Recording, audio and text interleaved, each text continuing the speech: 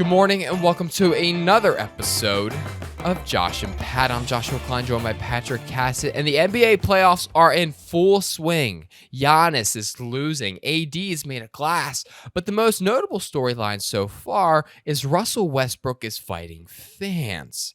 After the Suns lose to the Clippers, Russell Westbrook, in a tank top, goes and confronts a fan. Now, it didn't get physical, but what was physical was the way that the kid in the video was eating his food without utensils. That being said, Patrick, is this a good thing for Clippers? Do we like this? Or do you think this is going to be a bad omen heading to the rest of the series? Josh, this is what I know. Is we played one game, and the Clippers have won 100% of their games here in the playoffs. And I think all that matters is when you look at Russell Westbrook and you look at this altercation, possibly after the game, all that matters is the W they put up, because the Suns, I thought they were supposed to win the finals this year. That's what I heard, but apparently they can't even win a game. Patrick, I broke down the stats yesterday, and 10 points off the bench. And Josh, that's rough. As somebody who is an avid, obviously, basketball guy, I mean, if you talk to me, you're talking basketball. That's the way it goes. But it's just, putting the things together here. Some would argue that if you didn't trade for Kevin Durant, you might have a bench. Right. And that's a tough thing to argue. And Josh, ball, you can break it down. I mean, you tried out for your high school team, opted not to play, but you made the team. Okay. Yeah, so yeah. you know what you're talking about here. Right. Yeah. It's almost like if Kevin Durant joined the Suns, that it would propel them to maybe a 1 seed. Instead, they're the 4 seed. This is what they are. And they don't have a bench. So I'm hearing Suns are supposed to make a run. Suns are supposed to do all this. Well, the Suns can't even win a game right now. Suns can't get past the Clippers. And I'll tell you what, I mean, Russell Westbrook is in full season, like 2017 form, almost put up a triple-double. And almost puts up a triple-double. I mean, makes 3 field goals from the field. Well, Josh, I mean, you look at the stats. He's 1 point away from a triple-double and 2 assists away from a triple-double. Now, let's not talk about the fact that he went 3 for 19 from the field. That's what you're getting with Russell Westbrook. That's confidence. That's he's putting up shots no matter how he's feeling. He says, listen, I'm going to put up as many shots as I need to for this team to win. And then he goes and he says, hey, afterwards, I'm going to make my jersey a tank top. And afterwards, if a fan's chirping, guess what? I'm going to get into it. I'm going to take the time. That's the kind of guy you get with Russell Westbrook. And I think the Clippers should be very excited that they were able to pull off this trade. Well, it wasn't even a trade. They got him for free, Josh. They get him for free because it's a buyout. So they didn't even have to trade anything. Oh. So what's the better midseason acquisition, Kevin Durant or Russell Westbrook? Right now, it looks like Russell Westbrook. Right now, it looks like Russell Westbrook because the team that Russell Westbrook went to wins. And the team that Kevin Durant went to loses. And that's just simple. That's simple math. Simple math. That's what I was taught, Josh. I mean, but let's not even talk about the fact that Kawhi Leonard, quietly puts up 38 points. He's just doing Kawhi Leonard things. But, you got to have the confidence from a guy like Russell Westbrook to make it happen. Yeah. And his leadership probably, too, is a big deal. Mm-hmm. Yeah, good for the Clippers. I wouldn't be surprised if they sweep the Suns here. Don't be surprised when it happens. AD made of glass. That's what everyone's saying this morning. He couldn't feel his arm. Now, I don't know about you, Patrick. Many times in my lifetime, woken up middle of the night, and do I have one arm? Check. No, I'm just sleeping on top of my other arm. It can't move. You got to take your left arm, and you got to move your right arm, because you can't move your right arm, can't feel it, out the way till you point where you feel the blood gush, and then boom, you got to wait like 3-5 minutes. 3 to 5, right? And then boom, you get the feeling, and then you're back. And so, having had that experience multiple times in my life, I do sympathize with Anthony Davis. Mm-hmm. That being said, it feels like stuff like that has happened much more often with him than with me. Oh, I mean, we're talking about Anthony Davis, Josh. We're talking about a premier player in this league. how can he be made of glass? I mean, the guy returned, Josh. Let's give it to him. He returned in the game. Well, also, I think why we're using this is maybe he is made of glass. Isn't that a compliment? Like, aren't some like the best like art pieces in the world made of glass? Right. That means he's high class. He's a high like class yeah, guy. like you get some like a fine set of like bowls made of glass. Like great things are made of glass. So I think maybe this is a compliment. Lakers win despite Anthony Davis having to leave the game, come back in. And are the Lakers actually a good team? Seems like Lakers actually might be okay. I mean, they almost lose to the Timberwolves in a very tight overtime thriller, but we don't talk. Josh, that was an anomaly. That wasn't even the playoffs. That was a play-in. That was the opposite of playoffs. Play-in. Yeah, I mean, this is a playoff team, Josh. I mean, look, when you're talking about guys like LeBron James, D'Angelo Russell, I mean, Austin Reeves, LeBron knew he was different. LeBron knew. LeBron James knew Austin Reeves was a guy from the moment that they had their first practice. It was Austin Reeves comes, laces up his shoes, steps on the court, and LeBron James was like, holy crap, that's going to be my guy. He just knew. And the next thing you know, he's dropping 23 for the Lakers in a playoff game. I mean, that's what you get. You get Rui Hachimura, which essentially almost replaces Russell Westbrook on this roster. He drops 29. But the Lakers doesn't have the leadership of Russell Westbrook, doesn't have the to leadership. Be clear. That's right. And he went to Gonzaga. He's not a proven winner. If we know anything, we know Gonzaga. Yeah. But yeah, you're right, Patrick. I mean, it seems like the Lakers are figuring this thing out. But I mean, surprises from everyone, yes. Is Ja Morant having to, scramble? I mean, Ja Morant needs to become the shooter that he is. Well, and the problem is, Josh, is he said his status for game 2 is in jeopardy. It's not double jeopardy, so we don't know if he's going to get out of this situation. It's going to be tough. We'll see if the Grizzlies can respond. I don't know, but I'll tell you who's hot right now. The Heat. Heat are very hot. I mean, first of all, weren't even in the playoffs. Play-in game. They were playing heroes. They make it in. They're going up against Giannis. He's a champion. Yeah, he's a guy who considered retirement. He did. And then didn't retire. And then continued to dominate the league. In the guy that loves the game. MVP conversation for the last 4 years. Mm-hmm. Jimmy Butler quietly goes in, takes his Heat team, beats the Bucks. And now the Heat are rolling. They're getting hot. But you lose Tyler Hero. It's tough. Somewhere in Jack Harlow, he's in mourning. He's writing down some rap lyrics for Tyler Hero to maybe pop in a new music video.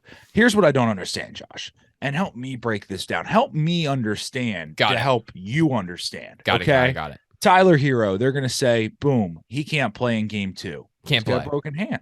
I mean, tough. I can understand that. I would imagine very difficult. Use your hand in basketball quite a bit, it would seem like. Arguably one of the most important body parts you can have in the game. I mean, top 4 for sure. Right. But after game 2, they're going, well, status is up in the air. Maybe it sounds like they have hope that he can return. I don't know how can he come back and play in this series? Well, Patrick, here's why. Break it down for me. He's got to find the LeBron James of hand doctors. Josh, I would also argue just shoot with your left hand. Yeah, just switch it up. You ever heard of you ever heard of a layup? Yeah. Come on, Tyler. I mean, listen, can't use this hand. You can shoot with this one. Or just you could pass the ball. I mean, with one hand, there's a kid right now, currently, who only has one arm. I'm sorry that I don't know your name. That feels a little bit disrespectful. Very good at basketball. Go and D1. It's possible. Now, I would argue, Josh, what if Tyler Hero's ambidextrous? This could throw in everything, okay? If Tyler Hero just suddenly knows how to just do everything with his left hand, I mean, we're talking about, is he one of the greatest players to ever play for the Heat? We'll see what happens. I believe in Tyler Hero, and he can come back. You can do it. Broken hand is, It's a broken hand. You know how It's bad a broken is it? hand, Is not your broken hand? Is your dreams. hand still on your body? You can figure it out. I believe in you. We got Can you great break science. it? What's the worst that happens, Josh? You break it more? Why I can't we mean, get a? And if you need to, get a prosthetic. yeah. Boom. So problem solved. Moving on. Lamar Jackson gave a ultimatum to the Ravens to get OBJ and D Hop. Now this is interesting. Lamar Well, not so Jackson. fast. What? Not so fast, Josh, because I don't think they're getting D-Hop.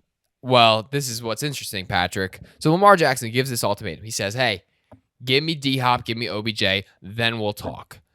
But the Ravens are like, we might get you one or two. We might get you. Why don't we get you one?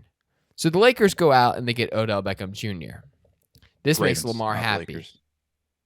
I said the Ravens. I'm pretty sure you said the Lakers. Pretty sure, Josh. I don't think so. But if I did, I'll know editing this video. So Lamar Jackson, obviously thrilled about the OBJ signing. Everyone's like, is he coming back? And now I'm not so sure because we didn't get D-Hop. But was this the plan from Lamar Jackson that if the Ravens go out, get D-Hop and OBJ, that Lamar Jackson was just going to be like, okay, I'm going to play on the franchise tag? Or was he going to be like, okay, like I'll sign for like only like a Kyler Murray contract? Was that his whole plan? Like if the Ravens just go get like the two best wide receivers that are like kind of available right now, that he would just all of a sudden like knock off $100 million off his price? Because that is very like kind of inconsistent. It seems like. But yeah, Josh, can you help me break down the math here? Okay, so there's Josh, what's so special about the NFL? There's this thing called a salary cap, right? Yes. So there's only a certain amount of money that you can spend for your whole team. Mm-hmm. So Lamar Jackson, he wants a lot of that percentage. He wants a lot of money. Yes. But he also wants to bring in two expensive wide receivers, right? Yes. So you bring in Odell Beckham Jr. for just 1 year. 1 year. Yeah. 15 million, right? And then you got to trade for DeAndre Hopkins, which is going to be a lot of millions. So assets, yeah. I'm looking around, Josh, and I'm going, whoa, what kind of money's left for Lamar here? Well, maybe that's why Lamar said we'll talk. So that's the thing. Like, it's honestly like a genius idea for the Ravens to just go get anybody you want to go get, and then it's like, oh well, we get whatever we have left over. That's why I don't understand why we just don't go get DeAndre Hopkins, because if we go get DeAndre Hopkins and we just say, okay, well, we only have X amount of left over. Yeah, we only got 12 million for you, Lamar. And then we just say, hey, Lamar, this is what we got for you. And then Lamar, what can he say? He can't say anything because he's the one who asked for them to get D-Hop and OBJ. So the Ravens fulfill their end of the bargain. We have to pay Lamar nothing. We get a great team that's very balanced because it's instead of one player getting all the money, we got three players splitting the money. And then we lose OBJ next year. We get some more salary cap back. Yeah. We can use that how we please. And we've got DeAndre Hopkins. So if the Ravens are smart, they're going to do everything they can to get D-Hop right now. I mean, it sounds like Lamar Jackson's a team player here. He said, no. I don't want all the money. I want other players and money. That's what, yeah. I think listen, don't be surprised if in the next few weeks we get D-Hop. You think? What if we get D-Hop like before the draft, and then Lamar Jackson's like, okay, it's not $232 million fully guaranteed. I will take what Deshaun Watson got fully guaranteed. It's like I was like, I don't want the contract to be, more, or no, I don't want the contract to be fully guaranteed. I just want it to be more fully guaranteed than Deshaun Watson. And so now he's just like, you know what? I want the contract to be fully guaranteed, but it can be the same as Deshaun Watson. And then you start looking around and you're like, well, Lamar, like how can this possibly work? And it's like, I don't know, man. That's what I'm asking for. Just figure it out. Would you take And the trade of Lamar Jackson for Kyler Murray and D Hop? no, no, Josh, Good for Kyler you. Murray, I don't even know if he wants to really play football. Okay. Let me tell you this. There's a But guy. FaZe Clan went up though. Oh, well, look, I don't think His Kyler his Murray. backup plan is there. I mean, they're struggling right now. Look, Josh, this is what I'm going to tell you. Okay. There's this guy from UCF that plays on the baseball team, and he's also a quarterback, Oh, dude, right? that video is so sick. Awesome, right? He's going. I go on Twitter, top comment. One of the top comments is Kyler Murray going, play both as long as you can. That's all it is. It's like, is this guy second guessing his football career? Is this guy, dude? I mean, my franchise quarterback, I want him to be all in. I don't want him second guessing. Shoot. I want him focused to be my franchise Who quarterback. And who this guy, drafted Kyler Murray? the Oakland Athletics. So if he went to baseball, would he would be an athletic? Correct. By the way, why would they do that? Why would they just know that's a wasted pick, right? They didn't at the time. They drafted him first round, Josh. I know. That's what I'm saying. That being said, I mean, if he goes, is he hinting a baseball comeback? Is Kyler Murray hinting a baseball comeback? Well, because the agreement, Josh, was like, it sounded like this was before he had his big breakout year at Oklahoma. So it was like, oh, we'll let you play football for one more year and then you come play baseball. And he was like, oh, cool. And then it just happened that he got really, really good at football. So then he was like, oh, I can actually just get drafted to go play football. So that's what he did. Good for Kyler. But yeah, I think what the Ravens do is going to be interesting. I mean, listen, some people are saying trade for trade Lamar, get two first-round picks, one first-round pick, you trade for D Hop, one first-round pick, you draft a quarterback. And then automatically the new quarterback would have way better receivers than Lamar Jackson ever had. Yeah. And Yeah.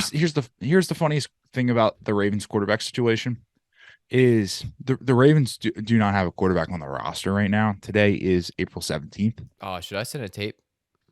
You should send the tape in. Yeah. They don't have a quarterback on their roster. So there's nothing funnier than being like, yep, gotta sign these weapons for Lamar. Well, I'm like, the guy hasn't signed his tender. The guy isn't on a team. He's technically Lamar Jackson's unemployed right now. Yeah. No, not I think Oh, he does. I Well, think he's got the business. his entrepreneurial He's got pursuits. the business. Yeah, he's Yeah. got the business. I forgot about that. I Yeah. apologize, Play Lamar. Action Soul Food was closed for Easter though, and Lamar made Was sure it? everyone knew.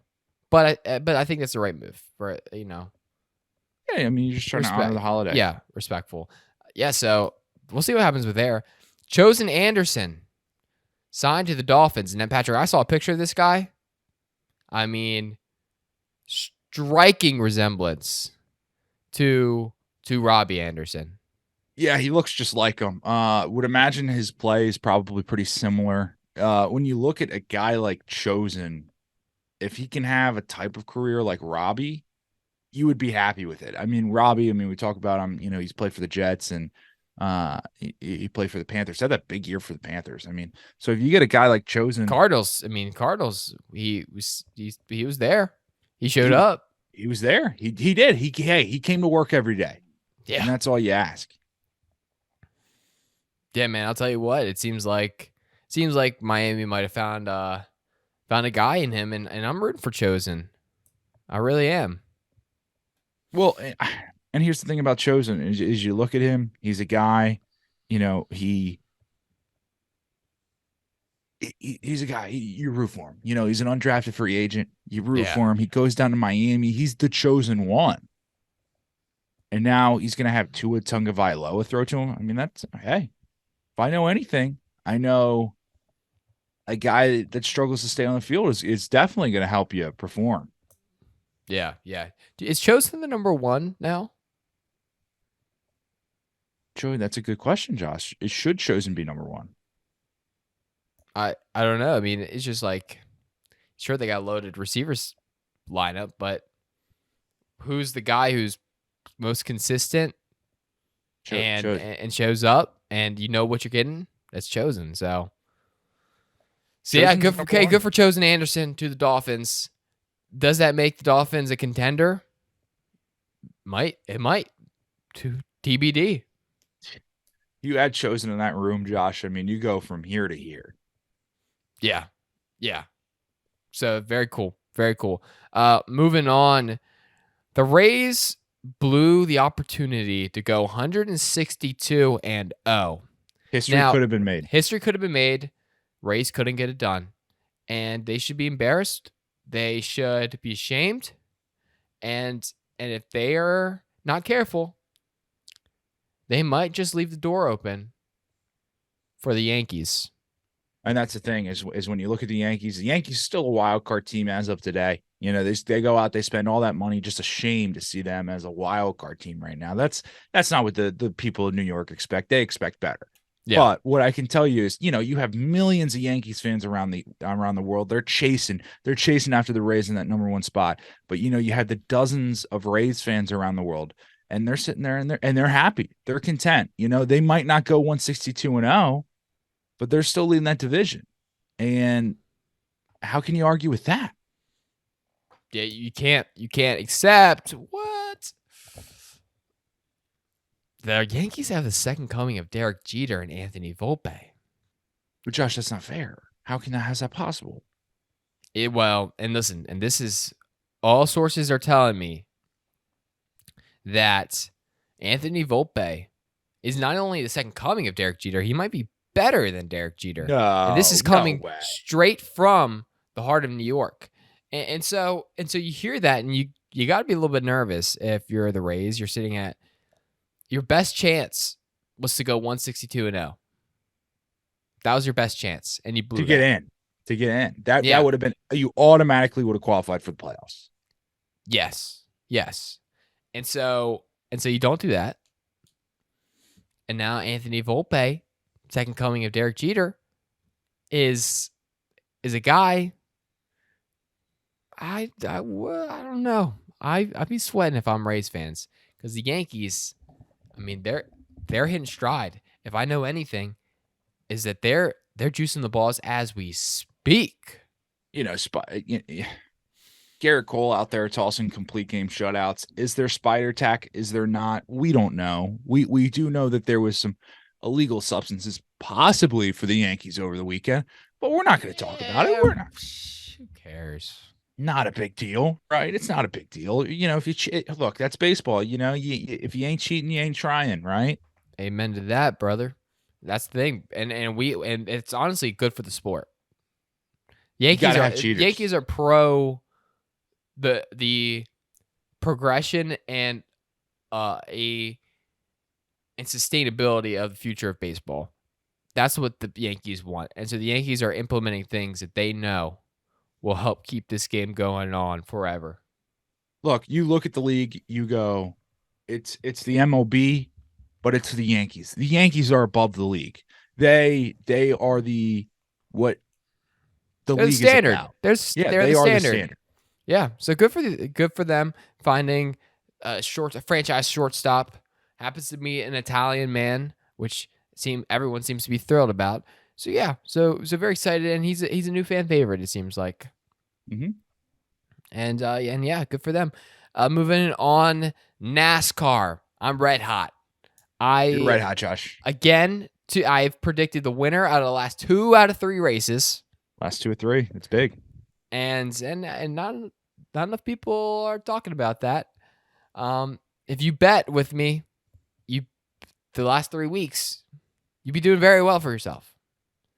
And so yeah, Kyle Larson gets the win. Martinsville, grandfather clock, a race he has not won before. He feels good about that. Joey Logano was there for a second, couldn't hang on.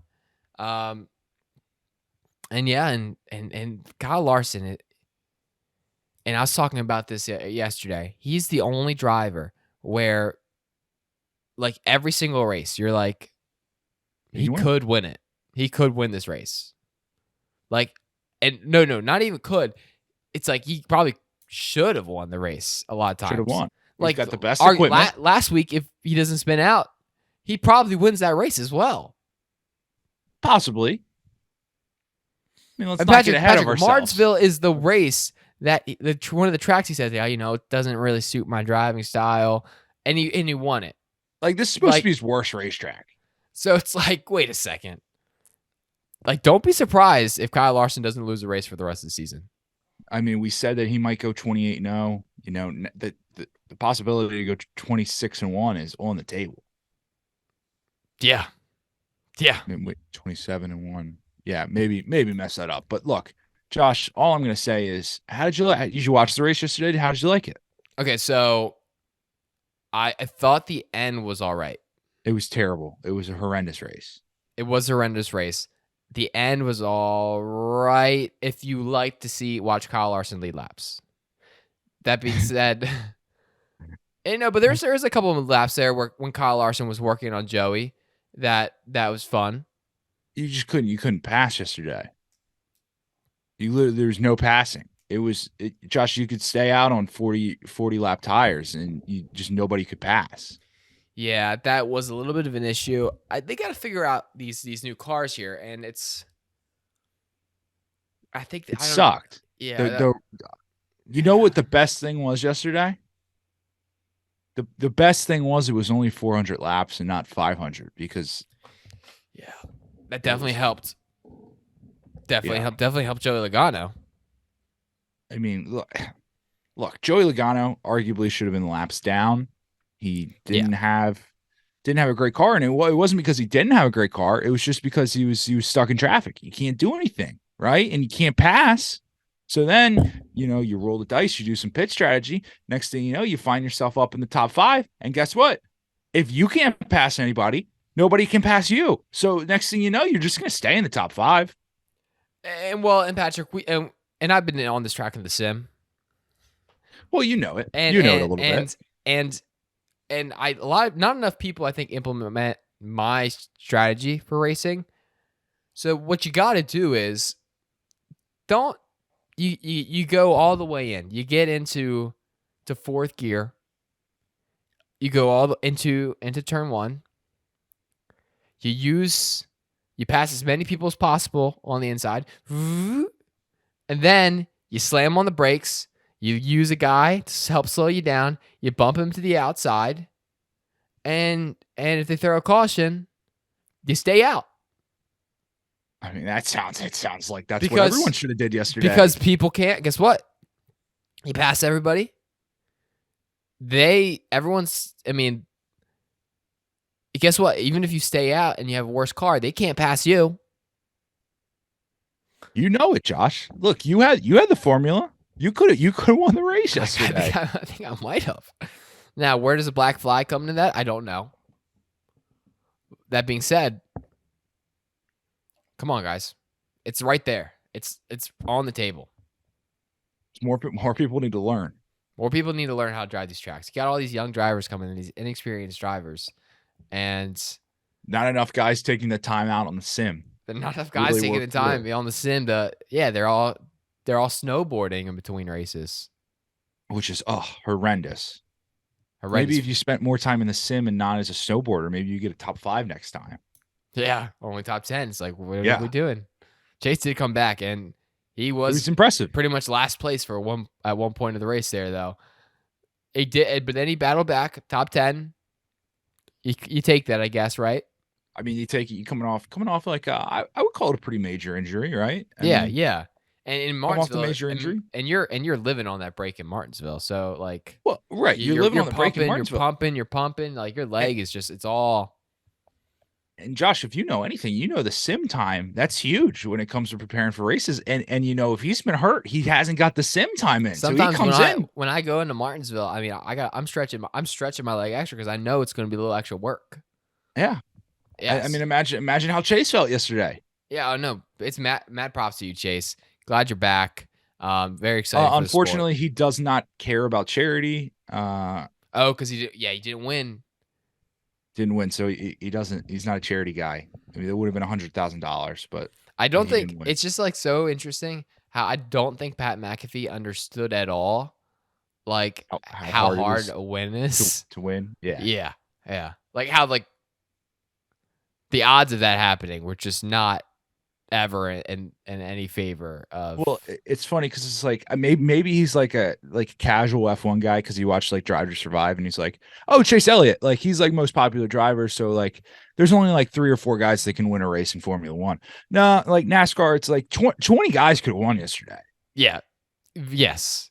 Now, that being said, Kyle Larson still might win every single race. Win every race. But yeah. Okay, moving on. Last thing, XFL Defenders win, Roughnecks win, Seattle Sea Dragons get a big win, and they're probably, I'd argue, Seattle Sea Dragons are playing the best football in the NFL right now. XFL right now. I mean, they almost beat the Defenders. Defenders hold on. Yes. They go on. They beat the Battlehawks, who are a good team. They're going to be a tough team in the playoffs, Patrick. I hope the DC Defenders are ready. The Roughnecks, our offense has been abysmal. It's been abysmal. It's been tough to watch. And I mean, sure, our quarterback situation is tough. Brandon Silver's not playing, and he's our guy. But arguably, our offense with Brandon Silver's wasn't the sharpest at times. There was a moment there where we were the best offense in the league, but then, fell off a little bit there for a few weeks. Well, and Josh, what's sneaking up on us is it's week 10. It's the last week of the regular season coming up.